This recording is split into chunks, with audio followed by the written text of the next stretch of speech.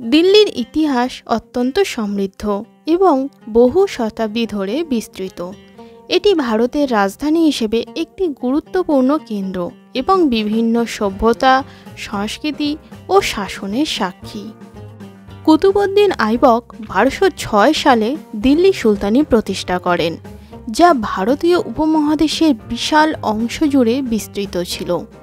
এই সময়ে মামলুক, খলজি, তুগলক, সৈয়দ এবং লোধি এই 5টি রাজবংশ ক্রমানুসারে শাসন করে। 1526 সালে বাবর পানিপথের প্রথম যুদ্ধে লোধি বংশকে পরাজিত করে দিল্লিতে প্রথম মুঘল শাসন প্রতিষ্ঠা করেন। মুঘলরাও দিল্লিকে নিজেদের রাজধানী হিসেবে ব্যবহার করেন। 1911 সালে ব্রিটিশরা কলকাতা থেকে দিল্লিতে রাজধানী স্থানান্তরিত করে। 1947 সালে ভারতের স্বাধীনতার পর দিল্লি ভারতের রাজধানীতে পরিণত হয় এবং আজও এটি ভারতের গুরুত্বপূর্ণ শহরগুলির মধ্যে একটি। আজ আমরা ঘুরে দেখব এই অপূর্ব শহর দিল্লি। দিল্লিতে ভ্রমণের অনেক জায়গাই আছে, সবগুলি যদি একটি ভিডিওতে দেখাই তবে ভিডিওটি অনেক লং হয়ে যাবে এবং আপনাদের দেখতেও ভালো লাগবে না। তাই দিল্লিকে দুটি পর্বে ভাগ করেছি। এই পর্বে আপনারা দেখবেন red fort, Humayun's tomb, Purana Qila, Delhi zoo, lotus temple, Rajghat, India gate, Jama Masjid এবং মিনা বাজার। চলুন তবে আজকের ভিডিও শুরু করা যাক। কলকাতা থেকে দিল্লি আসার বেশ কয়েকটি ট্রেন আছে, সেগুলির ডিটেলস স্ক্রিনে দিয়ে দিলাম। তবে সবথেকে ভালো ট্রেন হলো শিয়ালদা নিউ দিল্লি রাজধানী এক্সপ্রেস এবং হাওড়া নিউ দিল্লি রাজধানী এক্সপ্রেস। আপনাদের সুবিধা মতো আপনারা টিকিট কেটে নেবেন। দিল্লিতে এসে থাকার জন্য প্রচুর হোটেল আছে। পাহাড়গঞ্জ সাইটের দিকে হোটেলগুলো বেশি। আমি কিছু হোটেলের খোঁজ আপনাদের দিলাম, যেগুলি নিউ দিল্লি রেলওয়ে স্টেশন থেকে মাত্র 600 মিটার দূরত্বে। সবগুলি হোটেলের রেট 1500-এর মধ্যে। আপনারা এখানে এসে দেখে শুনে যাচাই করে তবেই হোটেল বুক করবেন। দিল্লিতে এসে খাওয়ার তো প্রচুর হোটেল আছে, তবে আপনাদের একটু দেখে শুনে নিতে হবে, কারণ এখানে প্রচুর ফ্রড হয়। খাবারের মেনু দেখে, দাম দেখে, ভালো করে জিজ্ঞাসা করে তবেই কিন্তু খাবার অর্ডার দেবেন। না হলে শুধুমাত্র মাছ ভাত খাইয়েও আপনাদের থেকে 1000 টাকা নিয়ে নিতে পারে। তাই সাবধান, ভালো করে বুঝে তবেই কিন্তু খাবার অর্ডার দেবেন। তবে সবাই কিন্তু সমান হয় না, এটাও মাথায় রাখতে হবে।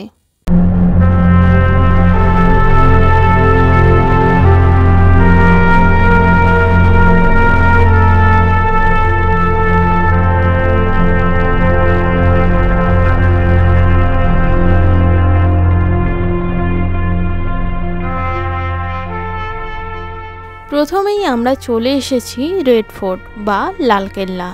আপনারা যদি এখানে মেট্রোতে আসতে চান তাহলে ভায়োলেট লাইনে লালকেল্লা মেট্রো স্টেশনে নামতে হবে। সেখান থেকে এর দূরত্ব মাত্র 300 মিটার। আপনারা যদি অটো বা গাড়ি বুক করে ঘুরতে চান সেটাও করতে পারেন। তাছাড়া বাসের খুব ভালো ব্যবস্থাও আছে এখানে। নিউ দিল্লি রেলওয়ে স্টেশন থেকে গাড়ি বা অটোতে আসলে এর দূরত্ব 2.6 কিলোমিটার। লালকেল্লায় ঢোকার প্রথমেই আপনারা এই বাজারটি দেখতে পাবেন, এটি হলো মিনা বাজার।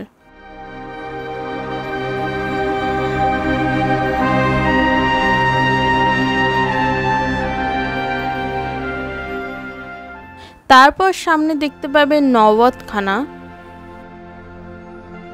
লালকেল্লার নির্মাণ কাজ 1639 সালে শুরু হয় এবং 1648 সালে শেষ হয়।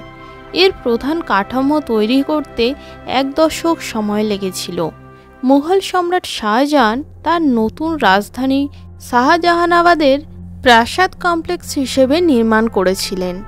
এই কেল্লার আকর্ষণীয় লাল বেলে পাথরের দেয়ালের জন্য এর নামকরণ হয় লালকেল্লা।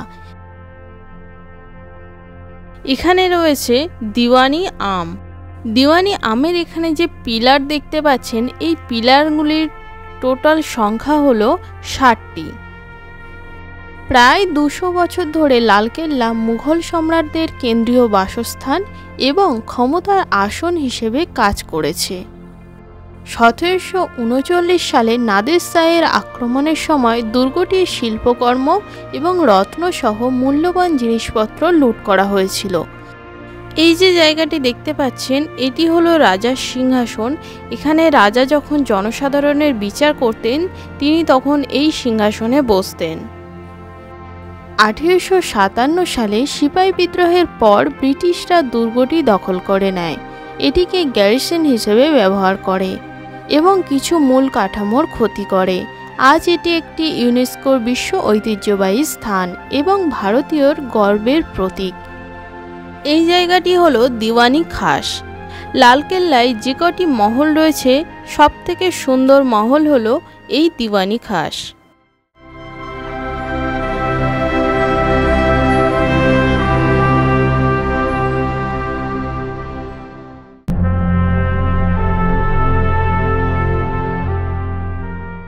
এই জায়গাটি হলো মতি মসজিদ।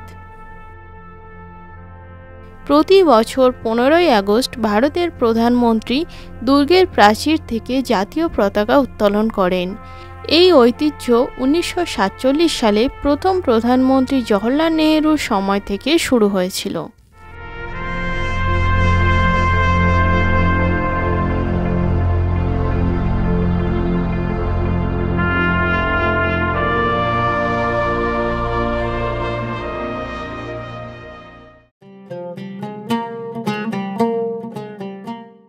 হুমায়ুনস টোম্বে এসে প্রথমেই আপনারা টিকিট কাউন্টার দেখতে পাচ্ছেন সামনে, ওখান থেকে টিকিট কেটে নেবেন। তারপর ভিতরে ঢুকে এই জায়গাটা আপনারা দেখতে পাবেন, এখান থেকে সোজা চলে যাবেন।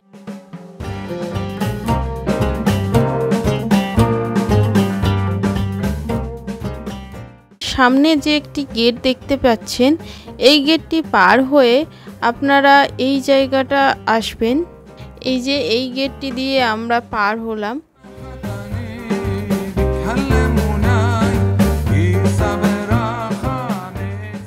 এই যে সামনে রাস্তাটি দেখছেন, এই রাস্তাটা দিয়ে সোজা চলে যাবেন।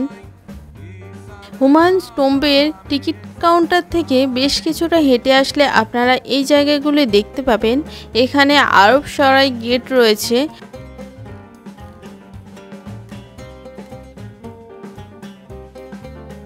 এই যে গেটটি দেখছেন, এই গেটটি পার হলেই দেখতে পাবেন হুমায়ুনস টোম্ব। অন্যান্য ফোর্টের দরজাগুলোতে আপনারা যেমন দেখেন যে হাতি যাতে আক্রমণ করতে না পারে সেই কারণে সুচালো করা থাকে, এখানেও কিন্তু দরজাতে সেই রকমই করা রয়েছে, শত্রুপক্ষ থেকে বাঁচানোর জন্য এগুলো তৈরি করা। হুমায়ুনস টোম্ব, এখানে আসার জন্য ভায়োলেট লাইনের JLN স্টেডিয়াম এই মেট্রো স্টেশনে নামতে হবে। সেখান থেকে এর দূরত্ব 1.2 কিলোমিটার।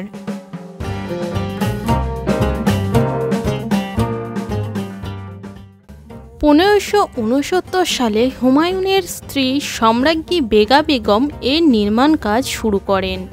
1556 সালে হুমায়ুনের মৃত্যুর পর তার পুত্র আকবরের রাজত্বকালে সমাধিসৌধটি নির্মিত হয়েছিল। তিনি এটির সমাপ্তি করেছিলেন। এর নকশা করেছিলেন পারস্যের স্থপতি মিরাক মির্জা গিয়াত ও তার ছেলে সাইয়দ মুহাম্মদ। এই স্থাপত্য শৈলীটি পারস্য এবং ভারতীয় শৈলীর মিশ্রণ। এটি ভারতের প্রথম বাগান সমাধি বা গার্ডেন টোম্ব। এটি মূলত লাল বেলেপাথর দিয়ে নির্মাণ করা হয়েছে। 1993 সালে এটি বিশ্ব ঐতিহ্যবাহী স্থান হিসেবে ঘোষণা করা হয়। হুমায়ুনের সমাধির জাঁকজমক এবং বিশালতা পরবর্তী মুঘল স্থাপনাগুলির জন্য অনুপ্রেরণা হিসেবে কাজ করেছিল, বিশেষ করে তাজমহলের জন্য। পরবর্তীতে এটি শাসক পরিবারের বিভিন্ন সদস্যের সমাধিস্থ করার জন্য ব্যবহৃত হয় এবং এতে প্রায় 150টির বেশি সমাধি রয়েছে। এবার আমরা এসেছি ঈশা খানস গার্ডেন টোম্ব। এই জায়গাটি হুমায়ুনস টোম্বের কমপ্লেক্সের মধ্যেই। এই টোম্বটির কারুকার্য অত্যন্ত সুন্দর।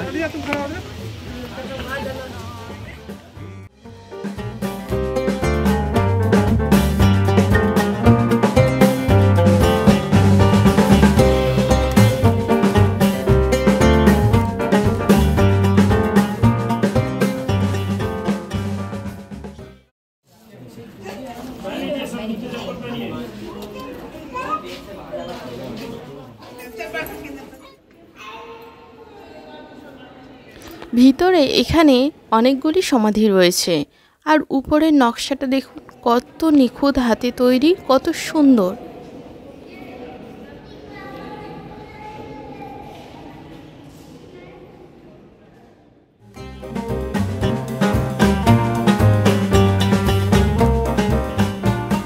এখন যে জায়গাগুলি আপনারা দেখছেন এগুলো কিন্তু হুমায়ুনস টোম্বের কমপ্লেক্সের মধ্যেই। আপনারা হুমায়ুনস টোম্ব দেখে এগুলো দেখে নিতে পারেন, বা এগুলি দেখেও আপনারা হুমায়ুনস টোম্ব দেখতে পারেন।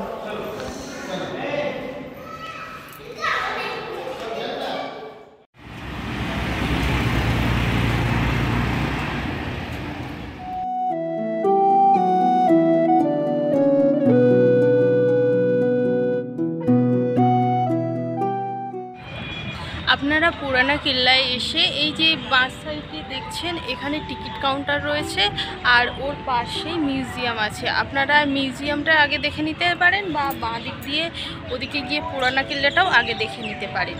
এপাশে ব্যাগ জমা দেওয়ারও জায়গা আছে, এই যে এদিকে ব্যাগ জমা দেওয়ারও জায়গা রয়েছে। তো আপনারা ওখানে ব্যাগ রেখে মিউজিয়ামে ঢুকতে হবে। ব্যাগ চার্জেস হচ্ছে 2 টাকা।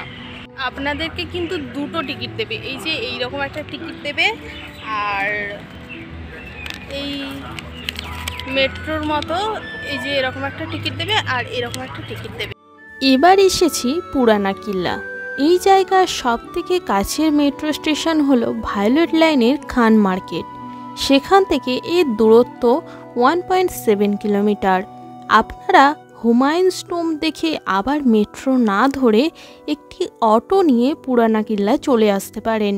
দূরত্ব 2 কিলোমিটার। পুরানা কেল্লায় ঢুকে বাঁ দিক থেকে যদি আপনারা দেখা শুরু করেন, প্রথমেই দেখে নেবেন তালাকি দরজা।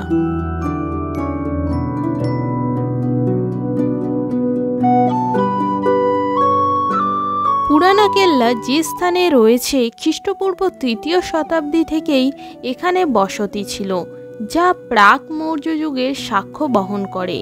আফগান শাসক শেরশাহ সূরি 1538 সালে এখানে একটি দুর্গ নির্মাণ করেন এবং এর নাম দেন শেরগড়। শেরশাহ সূরির মৃত্যুর পর মুঘল সম্রাট হুমায়ুন পুনরায় এটি দখল করেন এবং এই দুর্গের নির্মাণ কাজ শেষ করেন। তিনি দুর্গটির নাম দেন দিনপনাহ, অর্থাৎ আশ্রয়স্থল। এখন দুর্গটির বর্তমান নাম পুরানা কেল্লা বা ওল্ড ফোর্ট। পুরানা কেল্লা দিল্লির একটি গুরুত্বপূর্ণ ঐতিহাসিক স্থান এবং দিল্লির প্রাচীনতম দুর্গগুলির মধ্যে একটি।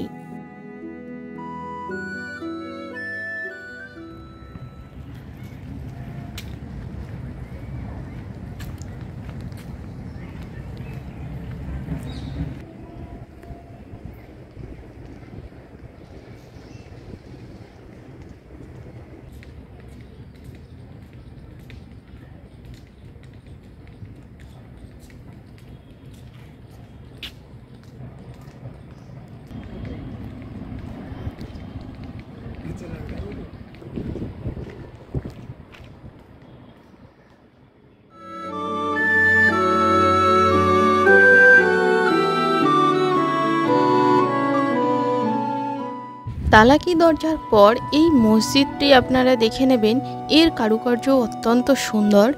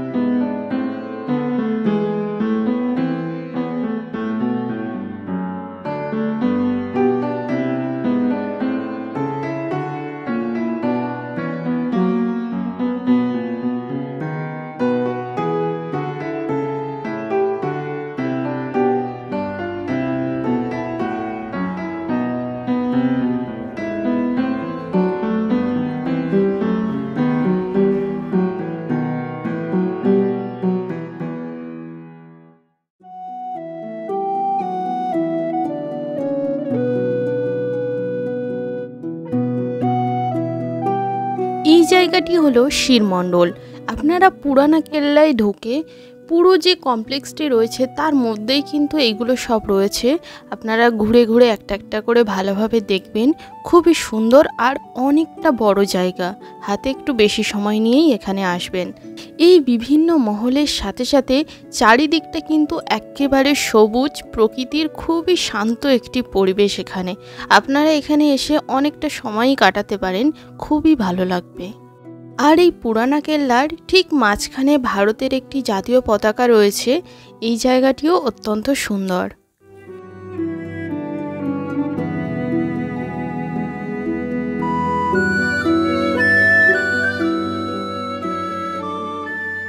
এই জায়গাটি হলো হামাম।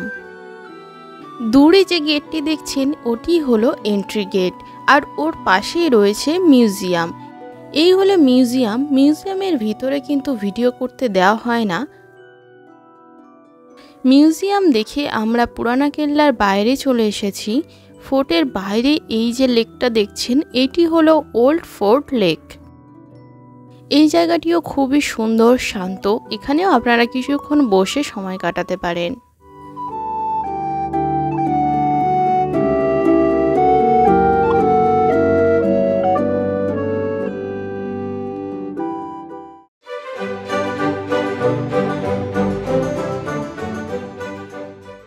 ন্যাশনাল জুলজিক্যাল পার্ক বা দিল্লি জু।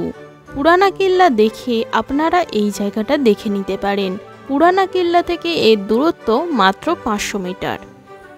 এটি 1958 সালে ভারত সরকার কর্তৃক প্রতিষ্ঠিত হয়।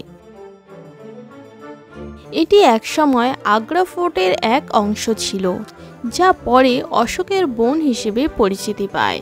বিভিন্ন বিপন্ন প্রজাতির প্রাণী সংরক্ষণ এবং তাদের সম্পর্কে তথ্য প্রচার করা ছিল এটির উদ্দেশ্য। এখানে শুধু ভারতের প্রাণীই নয়, বিভিন্ন বিদেশি প্রাণীরও দেখা মেলে, যা চিড়িয়াখানাটিকে একটি আন্তর্জাতিক আকর্ষণীয় করে তুলেছে।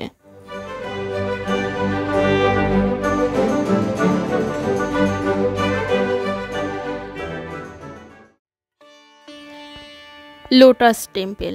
ভায়োলেট লাইনে কালকাজি মন্দির মেট্রো স্টেশন থেকে এর দূরত্ব মাত্র 900 মিটার এবং পিঙ্ক লাইনে ওখলা NSIC মেট্রো স্টেশন থেকে এর দূরত্ব মাত্র 750 মিটার। আপনাদের সুবিধা মতো এর মধ্যে যে কোনো একটি মেট্রো স্টেশনে নামতে পারেন। এই মন্দিরটির নকশা করেছিলেন ইরানি কানাডিয়ান স্থপতি ফারিবর্দ সাইবা। 1976 সালে এর নির্মাণ কাজ শুরু হয় এবং শেষ হতে 7 বছর সময় লাগে। 1986 সালের ডিসেম্বরে এই মন্দিরটি উৎসর্গ করা হয়েছিল। পদ্মফুল দ্বারা অনুপ্রাণিত হয়ে এই মন্দিরটি তৈরি হয়েছে। এর 9 দিকে সাজানো 27টি সাদা মার্বেল পাপড়ি রয়েছে, যা ঐক্য এবং বিশুদ্ধতার প্রতীক। কাঠামোটি পবিত্রতা এবং সৌন্দর্যেরও প্রতীক। 9টি দিক বাহাই ধর্মের আধ্যাত্মিক পথ এবং ঐক্যের প্রতিনিধিত্ব করে। এই মন্দিরের বাইরের অংশটি গ্রিসের পেন্টেলি পর্বতমালা থেকে প্রাপ্ত নির্মল সাদা মার্বেল দিয়ে তৈরি। এটি বিশ্বব্যাপী নির্মিত 7টি প্রধান বাহাই উপাসনালয়ের মধ্যে শেষ। অন্যান্য বাহাই উপাসনালয়ের মতো এটি ধর্ম এবং অন্য কোনো মানদণ্ড নির্বিশেষে সকল মানুষের জন্য উন্মুক্ত।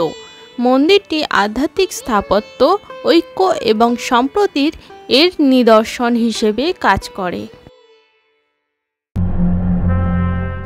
রাজঘাট মেমোরিয়াল। হুমায়ুন স্টোম্ব থেকে এর দূরত্ব 2.6 কিলোমিটার এবং রেড ফোর্ট থেকে এর দূরত্ব 2.7 কিলোমিটার। রাজঘাটের সব থেকে কাছের মেট্রো স্টেশনটি হল ভায়োলেট লাইনের দিল্লি গেট, দূরত্ব 1 কিলোমিটার। এই রাজঘাট মূলত যমুনা নদীর ঘাট ছিল। 1948 সালের 30শে জানুয়ারি গান্ধীর হত্যার পর তার পরের দিন 31শে জানুয়ারি 1948 সালে এই স্থানেই তার দেহ দাহ করা হয়েছিল। এর পরপর এই স্থানটি চিহ্নিত করার জন্য একটি স্মৃতিস্তম্ভ নির্মিত হয় এবং এটি রাজঘাট বা গান্ধী সমাধি নামে পরিচিত। স্মৃতিসৌধটিতে সুন্দর উদ্যানের মধ্যে একটি সরল কিন্তু মর্মস্পর্শী কালো মার্বেল মঞ্চ তৈরি হয়েছে, যা ভানু জি ভুটা দ্বারা ডিজাইন করা হয়েছে গান্ধীর জীবনের সরলতা প্রতিফলিত করার জন্য।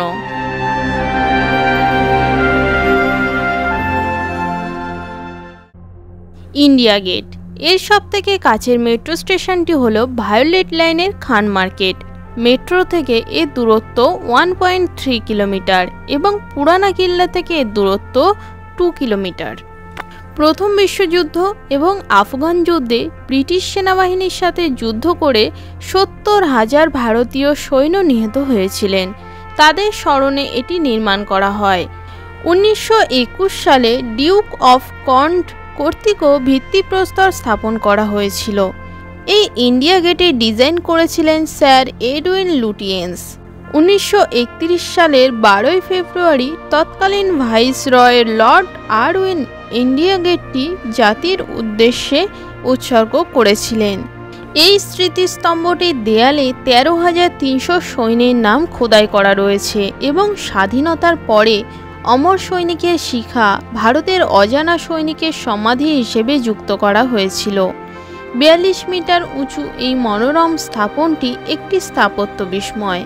এটি প্যারিসের অর্কে ডি ট্রায়াম্ফের সাথে সাদৃশ্যপূর্ণ। এই ইন্ডিয়া গেটটি পূর্বে অল ইন্ডিয়া ওয়ার মেমোরিয়াল নামে পরিচিত ছিল।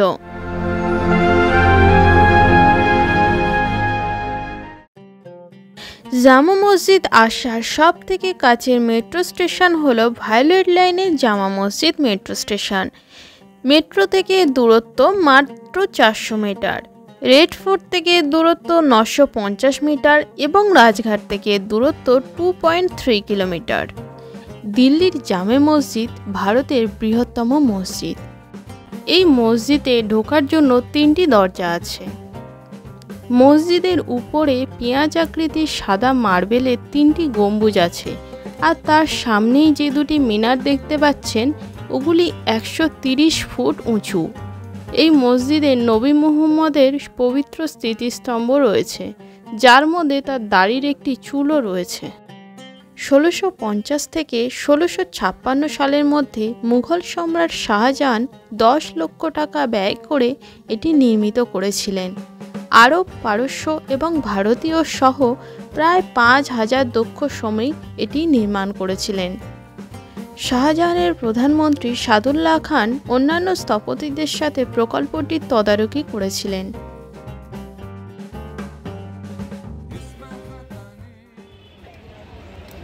মিনা বাজার জামা মসজিদ দেখার পর আপনারা এই বাজারটি ঘুরে দেখে নিতে পারেন। জামা মসজিদ থেকে দূরত্ব মাত্র 450 মিটার। ভিডিওটি এখানেই শেষ করছি। দিল্লির আরও কিছু ভ্রমণের জায়গা নিয়ে আবারও ফিরে আসছি পরের ভিডিওতে। ততক্ষণ আপনারা সুস্থ থাকবেন, ভালো থাকবেন। আর হ্যাঁ, ভিডিওটি ভালো লাগলে লাইক, সাবস্ক্রাইব করতে একদম ভুলবেন না। আর যদি কোনো সমস্যা হয় তাহলে কমেন্ট বক্সে অবশ্যই জানাবেন।